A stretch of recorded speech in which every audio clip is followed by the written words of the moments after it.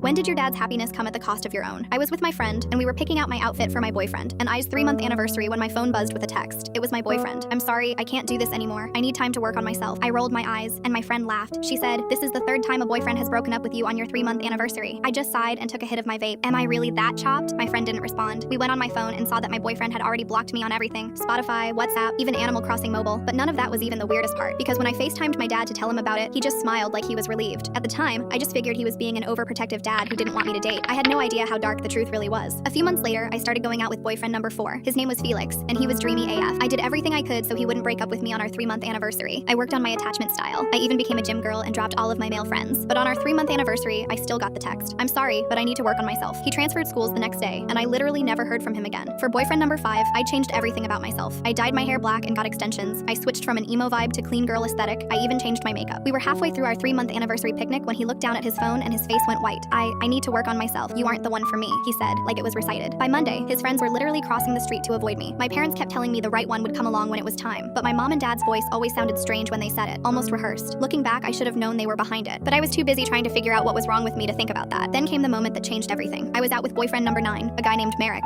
We were grabbing coffee when my very first boyfriend Connor walked in, the first one to break up with me on our 3-month anniversary. The second he saw me, his face went completely white. He walked over, and his voice was barely above a whisper. He said, "I'm sorry for breaking up with you. I still think about you. It wasn't my choice. It was because of your dad." Then he stopped mid-sentence. His eyes went wide like he's just made the biggest mistake of his life, and he practically sprinted out of the store. Merrick asked who that was, and I just shrugged, not wanting him to think I was hung up on the past. But after Merrick broke up with me on our 3-month anniversary, I tried to go to therapy, but not even she could tell me what was going on. When I finally met Caleb, I didn't even want to date him, but he was persistent and sweet. He showed up at places I'd be, always knowing my schedule somehow. On our 3-month anniversary, when he looked down at his phone, I was ready for the script. I spoke, "Let me guess. You need to work on yourself." "Hey," he interrupted, not listening to me. "Look at this ad I got on Instagram for a bakery nearby. They have really good tres leches. We should buy it." I breathed a sigh of relief. We got through the entire month with no breakup. Month 4 passed, then 5, then 6. For the first time in years, I let myself breathe. Fast forward a few weeks later, and Caleb came to my dad's birthday dinner. Everything felt warm, normal. My mom pulled out old photo albums to embarrass me with baby pictures. I was laughing until I actually looked at the photos. In every single picture, for every single holiday, there was a little boy standing next to me, and he looked exactly like Caleb. My voice caught in my throat. I pointed at the boy who looked like Caleb and asked who that kid was. My dad smiled and said, "That's the boy we've always wanted you with." My mom chimed in with this proud look on her face. She said, "Finally, the plan worked." I couldn't breathe. What plan? My dad had a smile on his face like he'd been waiting for this moment, like he was proud of himself. "When you were born, me and my brother made an arrangement. You were promised to your cousin Caleb. We've been planning your marriage ever since you were babies. Caleb is your cousin." I didn't even know what to say. "What the hell are you talking about?" Mom interrupted me. "That's why your boyfriends kept breaking up with you at the 3-month mark?" Mom interrupted. "We paid them to go away so we could make sure you'd end up with Caleb." I looked at Caleb, hoping he'd be just as horrified as me, but he just shrugged. "I found out a month ago. It's legal in this state, and ain't no way I'm fumbling a baddie like you just because of some genetics." I walked out without saying a word. Last week, I got invited to Caleb's wedding in Serbia, and his sister is the bride.